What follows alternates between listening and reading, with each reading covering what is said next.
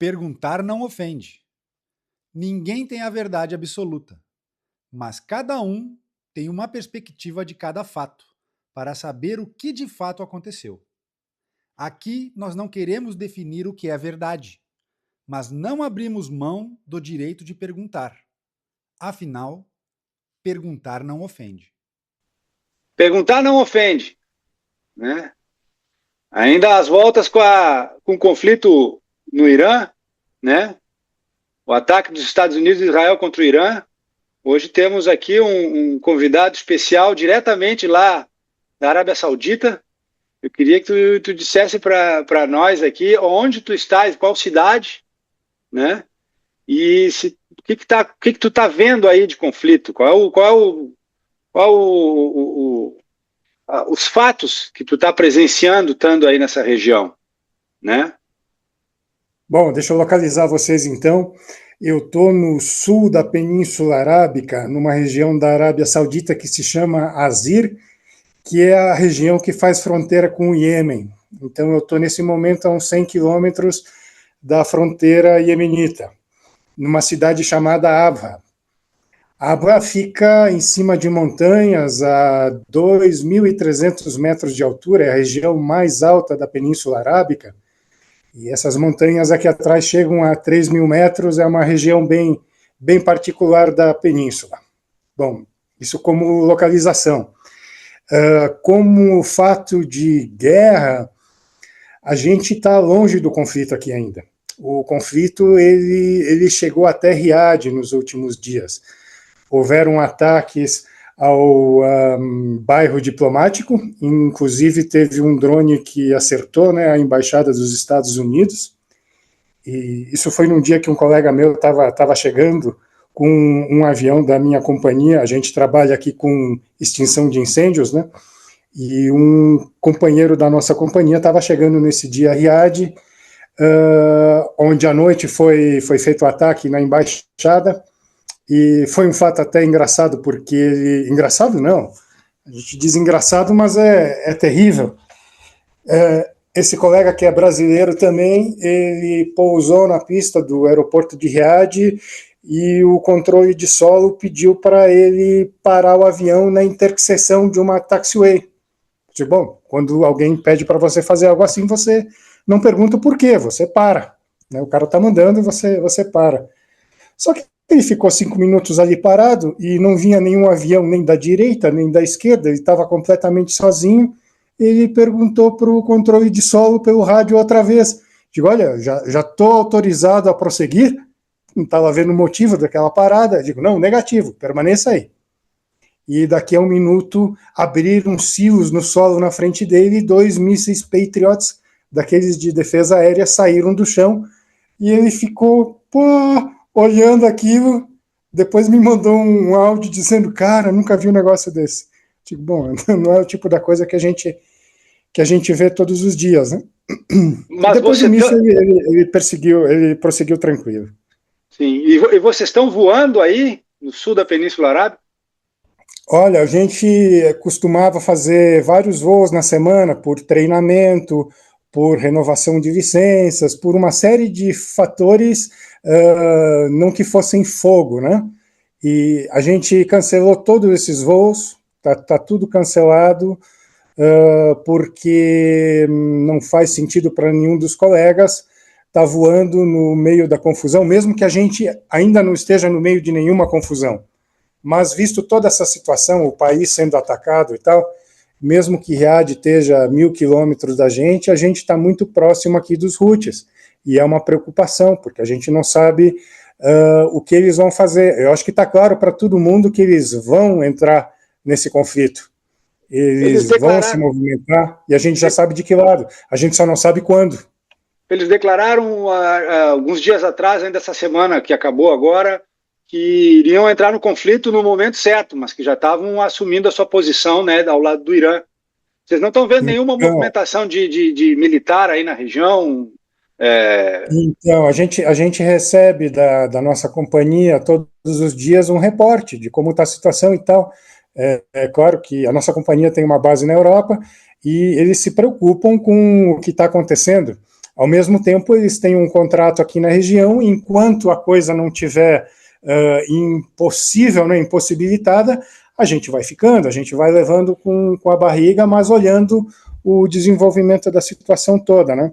Então, todo dia a gente recebe um reporte que é feito com base nos nossos contatos com os canais oficiais daqui.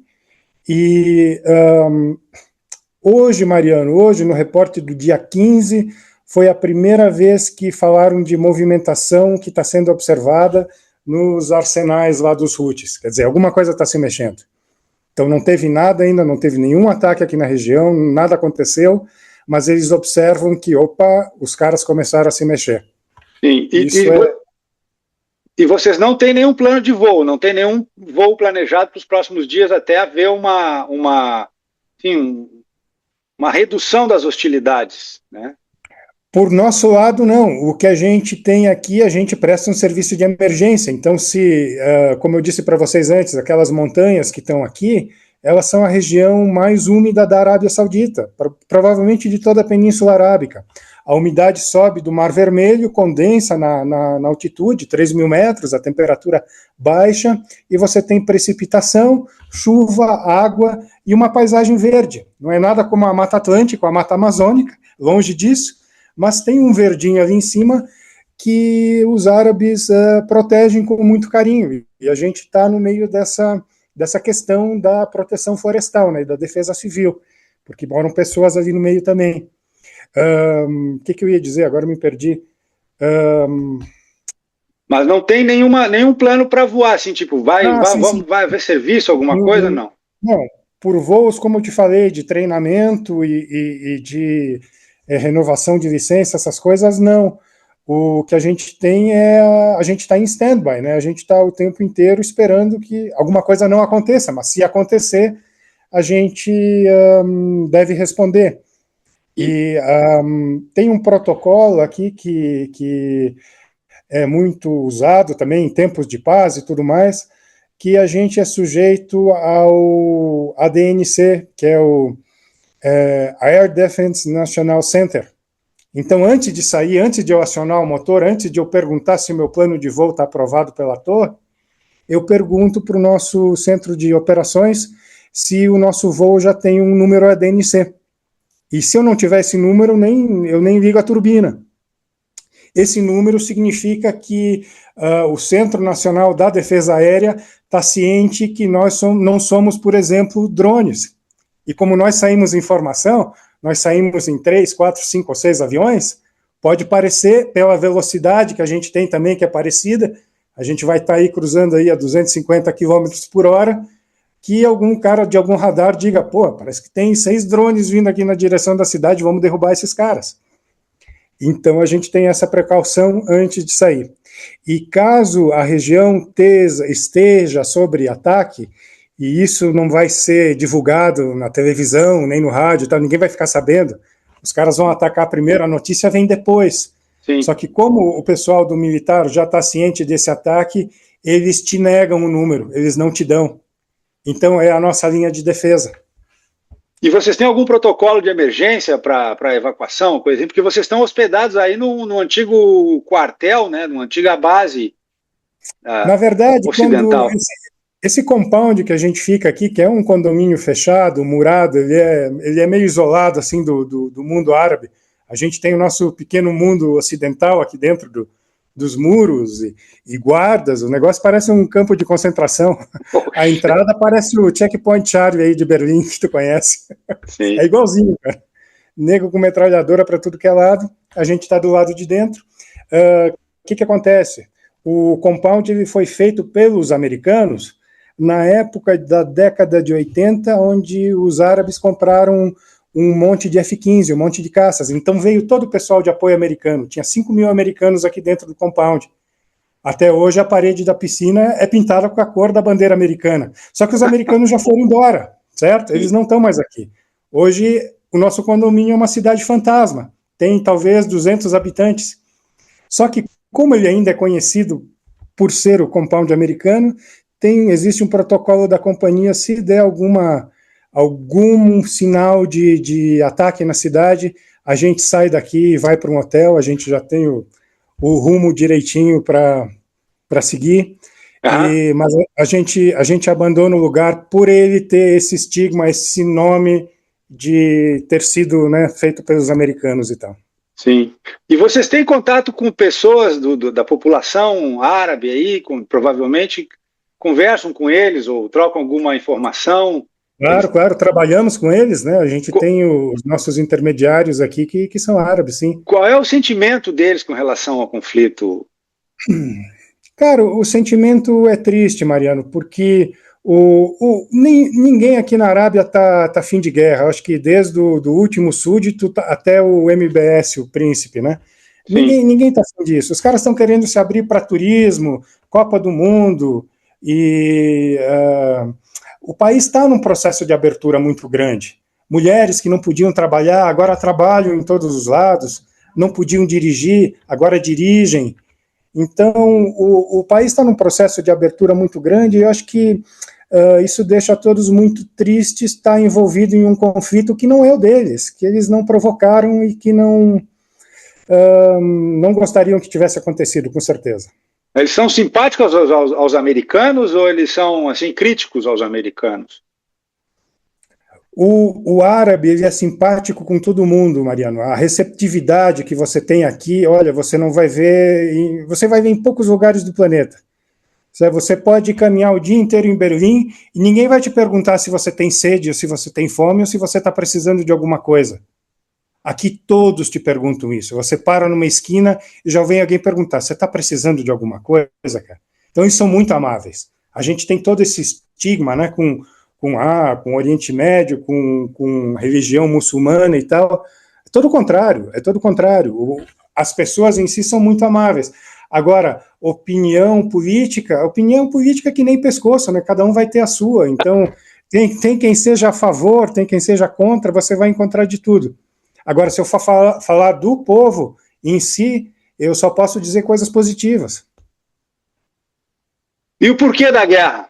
Né? Perguntar não ofende. Por que a guerra? Não ofende. Então, eu quase que finalizo aqui a minha participação, porque estão me aguardando aqui para outro compromisso, te deixando com uma pergunta, né? E a minha pergunta, já que perguntar não ofende, é por que todas as nações inimigas da última década, as ditaduras, por que todos os malvados foram aqueles que tentaram sair do sistema financeiro do dólar, do petrodólar? Então, o Gaddafi, que queria uma moeda norte-africana para comercializar petróleo e gás nessa moeda. O Saddam Hussein, que foi muito amigo dos americanos, recebeu a chave de ouro da cidade de Chicago numa ocasião, era o amigo número 1 dos americanos, deixou de ser quando começou a querer comercializar petróleo em euros. E o que se seguiu todo mundo sabe. O Irã não é diferente, está vendendo petróleo para a China, fazendo um bypass no sistema do dólar. Então, já que perguntar não ofende, por que todos os malvados são aqueles que não concordam em aderir a esse sistema? Fica a pergunta, né, para reflexão de... Vamos ver se alguém nos ajuda a responder essa pergunta, né? Afinal, perguntar não ofende.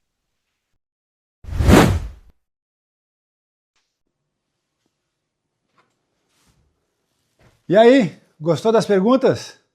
Participa com a gente. Manda tuas perguntas, suas questões no comentário. E se quiser apoiar o trabalho, compra um livro da gente. Tem o link do site aí na descrição do vídeo. E lembra, perguntar não ofende.